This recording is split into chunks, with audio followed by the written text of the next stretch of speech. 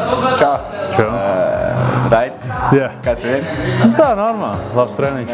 Man blakus Raitis, kurš ir citādāk tipa boksers nekā tie, kuriem mēs runājām iepriekš. Viņš ir, Raitis ir boksers tā vārda īstākajā nozīmē. Viņš ir Latvijas čempions. Latvijas čempions. Piedalījies olimpiādē.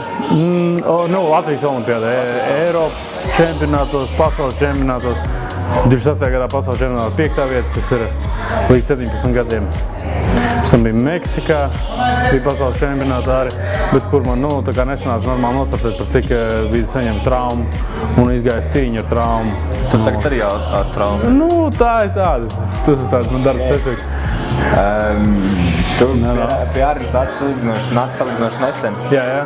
Pastāsti, kā tavs ceļš atved uz šeit, ko tu dari?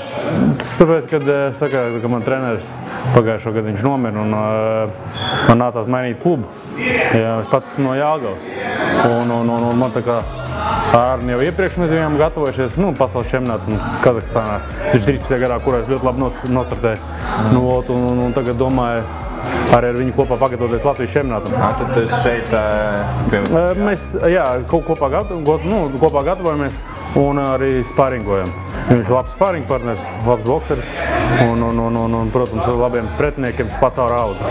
Mums ir tagad ar jums blakus spilgts piemērs tam, kad redziet, ka arī profesionāļi bokseri nav atsaldēti un viņi spēj sagatavot tādus saprātīgus un garus teikumus un runāt normāli. Kāpēc tu tieši pie Arni izvēlējies? Tas taču daudz klubu, kas domāju ar lielāko prieku pieņem tev, jo sparing partneri Latvijā ir diezgan liels deficīts. Kāpēc tieši pie Arni? Mums ar Arni sakrīt domāšana par pašu boksu. Man ar citiem treneriem nav, teiksim, vienas domas. Viņi māca pēc citas skolas, un man nav tas viņa redzējums, saprotams. Tāpēc ar Arni mums ir, teiksim, mēs esam vienu viļņu. Jūs esat vienu viļņu? Tieši tā.